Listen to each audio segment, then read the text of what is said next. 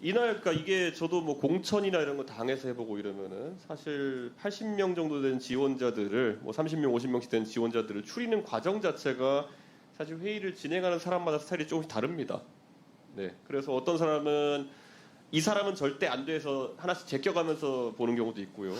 누구는 이 사람이 절대 돼야 되라는 방식으로 접근하는 방법도 있고요. 압축이 어떤 식으로 진행되는지 혹시 김영건 조정관님이 어떻게 기억하고 계십니까? 배제 방식입니까? 아니면은 뭐 위원장님께서 먼저 이분이 좋겠다 이렇게 나오셨습니까? 투표를 통해서 결정하는 방식으로 진행을 했습니다. 두 명이 투표한다고요? 네, 두 표 받거나 한 표 받거나 한 표 받거나 이렇게 갈랐다고요? 그렇습니다. 그 투표가 어떻게 진행되는가 좀 설명을 해주십시오. 예를 들어서 말씀드리면 박문진의 경우에 예. 9분 원래 9분을 이제 예. 선임을 해야 되니까요. 예. 두 분이서 9명씩 투표를 해서 예. 투표를 받으면 선임하는 방식으로 했습니다. 그러면 9명을 그 위원장님이 9명의 세트를 하나 추천하시고 부위원장이 9명의 세트를 하나 추천하시고 이렇게 했단 말입니까? 그러니까 전체 대상자가 있는 용지에서 예.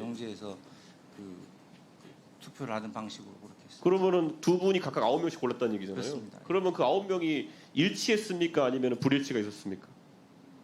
일치하는 경우도 있고, 그러니까 일치하는 경우에 이제 투표를 받는 거니까요. 아니 전반적으로 저는 이거를 기업에서 이런 식으로 사람을 뽑는 경우가 있을까요? 저는 이렇게 해서 9명씩 교차해서 제가 공천대보고 미스코리아 심사대보고 다 해봤는데 이건 처음입니다. 제가 봤을 때는.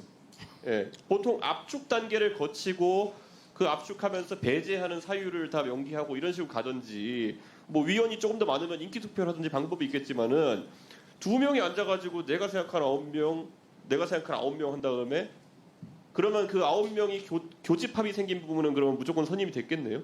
그렇습니다. 그러면 처장님 배석하셨으면 그 다음 단계는 어떻게 됩니까? 불일치가 발생하는. 그래서 저 여러 차례 계속 투표를 했었습니다. 예? 여러 차례 9명을 계속. 예, 9명을 계속 여러 차례 했는데 결국은 이제 계속 이제 뭐가 이 9명까지 다 선정이 안 돼서 그래서 일단 종료를 하고 6명을 했습니다. 그렇게 했었습니다. 그게 몇 라운드 정도 진행됐습니까? 그러면? 그게 꽤 뭐 한 7, 8차례 계속 진행이 됐던 걸로 기억합니다. 6명 뽑는데 7, 8차례의 라운드를 거쳤다. 예, 계속 투표를 했습니다. 그러면 결국에는 그 선정된 분들은 한 분이 의중이 많이 반영된 인사들인가요? 아니면 뭐 반반씩 하기로 했습니까? 어떻게 됐습니까? 그거는 잘 모르겠습니다, 제가. 예. 그럼 확실하게 이런 부분이 기록에 남아 있겠네요, 전부 다. 나중에 저희가 회의록을 보면은 이렇게 서로 9명을 제시하고 그리고 거기에서 이견 조정하는 과정에서 남아 있겠네요. 이견 조정은 별도로 없었던 것 같고요. 아니 아까 말한 거라면 불일치가 있었다는데 이견이 없을 수가 있습니까? 그런 거는? 그러니까 두 분이 공통적으로 투표를 하신 분들 나올 때까지 계속 한 거죠. 서로 의견 개진 안 하고요. 그러니까 차이가 생겼을 때 나는 이래서 이 사람이 나은 것 같아. 이런 개진 안 하시고 그냥 투표만 계속 했다고요? 예, 거의 투표를 했었습니다.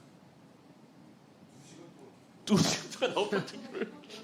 아니 그러니까 그래가지고 이견이 조정이 됩니까? 이견을 서로 얘기해야지 사실 서로 의견이 팽팽한 상황에서 위원회 조직이라는 게 뭡니까?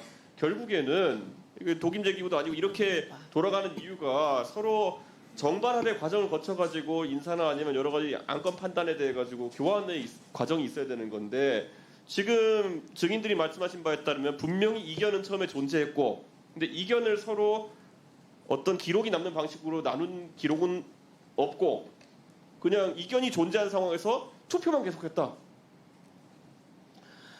이 제 해석이 맞습니까 지금?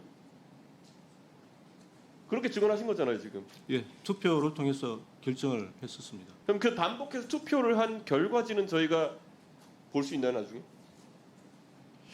그게 이게 무슨 뭐 둘이 어디 투표함에 넣고 개봉하고 이런 게 아니라 그냥 서로 공유해가면서 나는 이 사람들, 너는 이 사람들 이렇게 했을 거 아닙니까? 아 그렇게 하지 않았어요? 그렇게 하지 않았습니다. 또 어떻게 한 겁니까 투표는?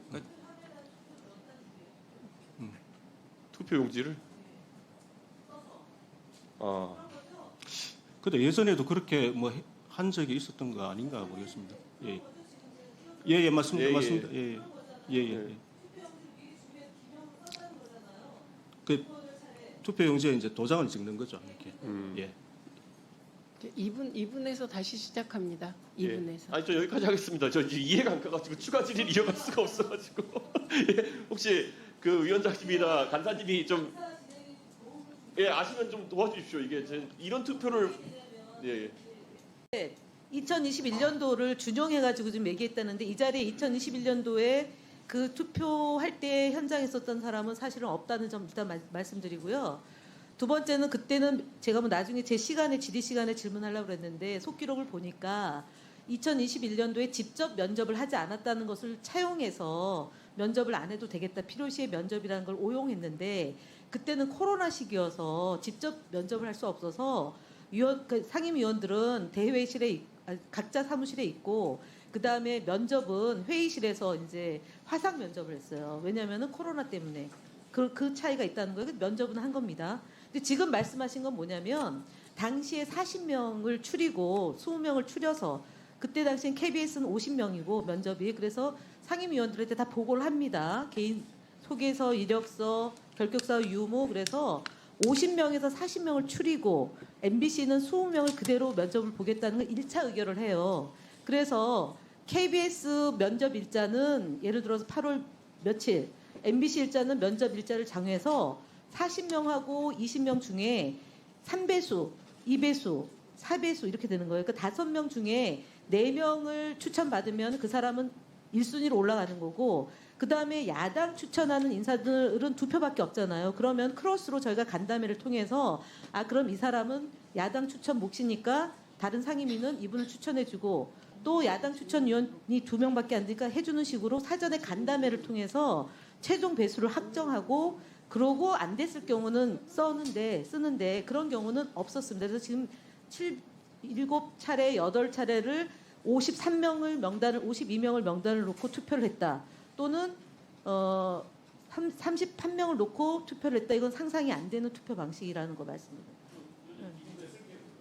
그 김현 간사님 설명하신 것처럼 그러면은 계속 그 이견 조정 없이 아까 53인 되는 명단을 계속 투표를 반복했다는 해석이 맞는 겁니까? 예, 투표로 했었습니다. 이게 확률적으로 보면은 그렇게 해서 이견이 조정될 가능성이 없거든요. 53에서 9으로 추리는 과정 속에서 의견 조정 없이 다시 투표해가지고 걸리려면 몇백만 번 투표해야 되거든요. 지금 그렇게 했다고 계속 말씀하시는 거죠? 두 분 간에 그럼 기록이 안 남는 형태로라도 뭐 소통한 흔적이 있습니까? 저희가 그거는 알 수가 없습니다. 예. 두 분이 예를 들어서 두 분이 직원들 모르게 카톡을 보내셨다든지 뭐 이런 것도 없는 겁니까? 저는 모르겠습니다. 예. 저는 그러니까 이 방식 자체가 지금 말이 안 되는 방식으로 전 선임 절차가 진행되었다라는 생각을 하고 사실 저는 이 과정 자체가 기록으로 안 남아 있어도 큰 문제일 것이다라 보는 것이 잘 기억하시지만은 본 의원이 과거에 김홍일 위원장님 계실 때 꾸준히 질문드렸던 것이 뭐냐면 2인 체제에서 이견을 어떤 식으로 조정하느냐에 대해서 뭐 다른 의원님들은 어떤 잣대가 있을지 모르겠지만은 저는 이견이 조정되는 시스템이 존재하느냐를 전 이 체제의 위법성의 핵심으로 봅니다. 그런데 이번 같은 경우에는 이견 조정이 될 수 없는 방식으로 이걸 투표를 반복했다는 것이 저는 아마 국민들은 납득하기 어려운 부분이 아닐까 이렇게 생각합니다.